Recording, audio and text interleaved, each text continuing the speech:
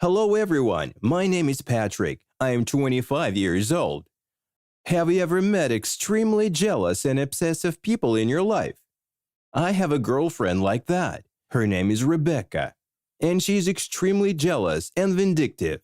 She always demands that I dedicate all of my time to her alone. She would not even listen to me when I tried to talk to her about my personal space. I tried to talk to her a lot of times, but to no effect. She just wouldn't listen. You may ask me, if your relationship is so toxic, then why don't you break up with her? That's exactly the problem. Rebecca is very vindictive. She is also a profi in martial arts, and she holds a black belt in karate.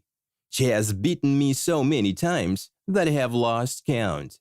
Once I forgot about her birthday and did not buy her a present. When she found out about that, she beat me so heavily that I spent a month in the hospital before I recovered. It's not that easy to dump Rebecca. Her family is very influential and well connected. Her grandfather is a judge. Her uncle is a general in the force. Her mother is a high-ranking politician in the Senate. And her father is a millionaire with a very powerful network. So if I ever get on the wrong side for Rebecca and her family, anything can happen to me. Why the hell did I ever let her become my girlfriend? By the way, I once met her ex-boyfriend, and he seemed so happy that they were no longer together. He later told me that his life with her was a nightmare that lasted for almost 5 years. So let's go back to our relationship with Rebecca. Being her boyfriend is like being in prison under the strict protocols. She's constantly checking my accounts in social networks. And heaven forbid if I ever send a like to some other good-looking girl. She's constantly monitoring my virtual and real friends. As a result, I have almost no friends left. I only have one friend, my cousin, who is very smart and knows how to escape from excessive Rebecca's control. He's not afraid of her. Have you ever heard about Socrates, a famous ancient philosopher? His old dictum says, if you get a good wife, you will be happy. If you get a bad one, you will become a philosopher. Even though Rebecca and I are not married, I have already become a philosopher in this way. I always ask myself a question. How can I break free from Rebecca? And the answer came by itself. I was thinking hard how to further lead my complicated life and get at least some personal space. First, I decided to go to the army. This would give me some 3 to 4 years to think and prepare my escape plan from Rebecca. But tough luck. Rebecca put a pressure on her influential parents, and they used their network, and I was discharged and went home after just 1 year in the army. After that, Rebecca and I went traveling to Asia, and I deliberately got lost from her in Bangkok. For almost 2 months, I was reported missing. As I was hiding from her, I had a great time. I was eating great local food and traveled solo to exotic places. I stayed in cheap local hostels as I had little money. And I helped them with the housework to pay for my bed. I only used cash. I do have a credit card, but I didn't want to be identified, as I knew Rebecca and her family would find me if I used my credit card. During these 2 months of amazing freedom, I traveled all over Thailand. But soon, they finally found me. Then I played a suffering drama in front of Rebecca. I told her that I was lost in Bangkok, and then I was kidnapped by local Thai criminals and was taken to the jungle.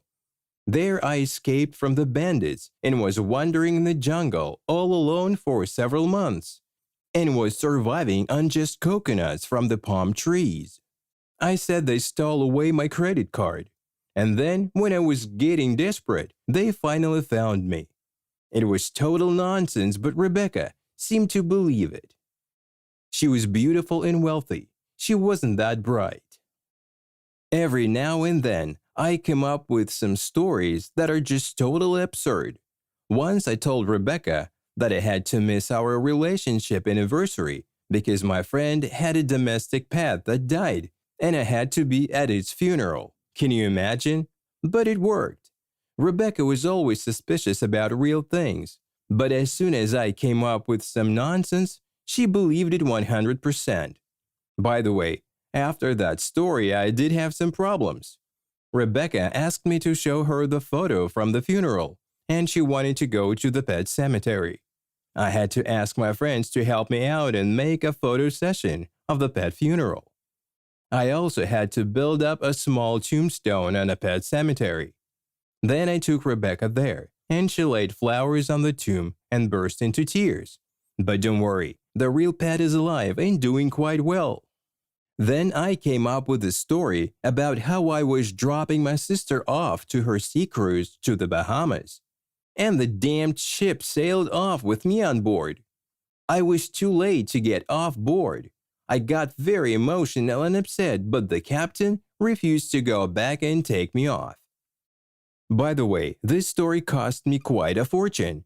I had to buy my sister a real sea cruise ticket to the Bahamas. Guess who accidentally stayed on the ship and was too late to depart? It was me, of course. When Rebecca found out about that, she just burst with fury. She threatened to fire the cruise captain and his entire crew. And for me, it was a perfect relaxing week and a great vacation together with my sister. Then there was a time when I did not go on a date with Rebecca because I was busy catching a raccoon that got into my house. To prove my words, I sent Rebecca a photo of my messy house and the raccoon's footprints on the floor. I organized all the mess myself, and the raccoon footprints on the floor were made by Photoshop. My cousin is a great guru of images. Rebecca believed this story, and it made her so upset. She said she now hated all the raccoons in the world as they messed up with her dear boyfriend. Once I disappeared for a couple of weeks. When I finally came back, Rebecca was furious again, but I told her that I was recruited to become an undercover secret agent. And to make her believe me, I arranged a special performance. I hired a couple of local parkour guys. I also dressed them in ninja costumes. Then one day, as we were walking in the park, I acted as if I was called on a very special mission. Rebecca felt nervous. She didn't want to let me go on a mission without her, so I took her with me. Soon we saw 4 ninjas running down the street. They jumped over cars doing somersaults. We ran after them. Then we got into a fight, and I smashed them all. Rebecca got into the fight too. Remember, she got a black belt in karate, so she just tore them to pieces. She beat them really hard. So afterwards, I had to pay them a double fee to compensate their being brutally beaten by Rebecca. But the good thing was that Rebecca really believed me, that I was an undercover secret agent. However, I could not play this game for a long time. It was really expensive to pretend to be a secret agent and demonstrate costly performances to Rebecca all the time. Then I came up with another crazy story. This time, I got something super cool on my mind. I told Rebecca that the shamans of the ancient Barbados order cast the curse on me, and as a result, I can't go out in the street for 6 days, and only on the 7th day of the full moon I can leave my home. I also said that I had a magic dream, and in this dream an old magician came to me, and he said that I am blessed to become a magic diviner and a fortune teller. He will come to me in a dream and teach me the magic, and then I will go out and cure people myself. And after that, I will finally recover from my curse and will live a happy life. It was the craziest thing I've ever made up, but Rebecca believed every word of it. I enjoyed these 6 days of my life so much. I met with all my friends whom I have not seen for a long time. I went out for a long walk and enjoyed being all by myself. Being comfortable all alone is what I really missed for a long time. But what about Rebecca? I decided to further develop the story with the divine magician. I bought a black robe and a triangle hat from the internet store.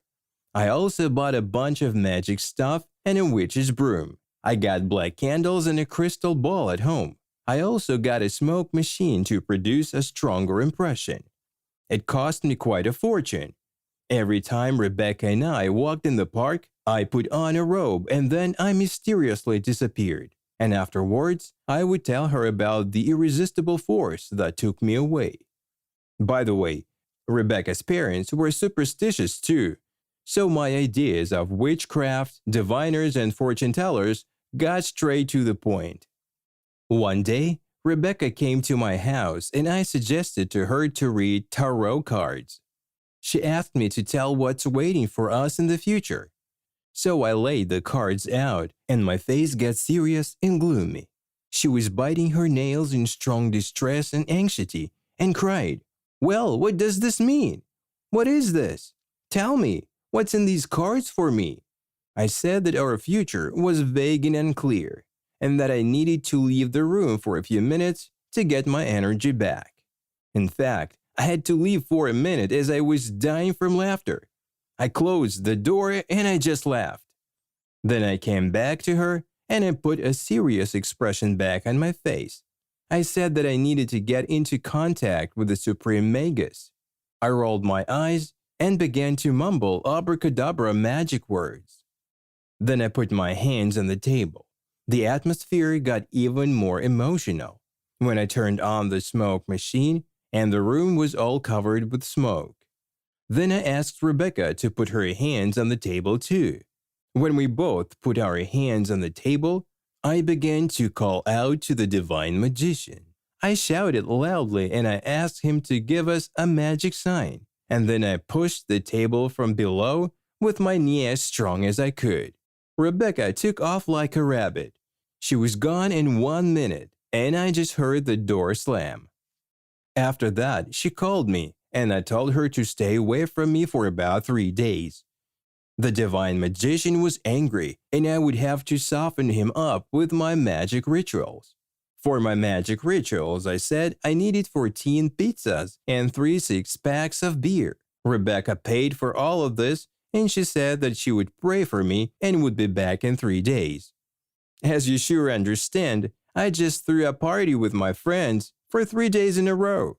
When Rebecca and I finally met, I told her that I spent all of the time doing rituals for the divine magician, and I felt terribly exhausted and out of energy. Honestly, I just had a bad hangover. I had too much alcohol with friends, but Rebecca was surprisingly soft and understanding. The next day, Rebecca and I met in the park, and I told her that we have to separate. I have told her it is all connected with black magic, and the dark magic forces want to tear us apart. And then she started crying.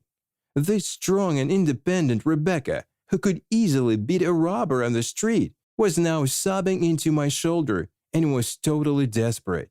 At this moment, I felt so ashamed of my lies, and I realized that Rebecca really loved me, and I felt I loved her too.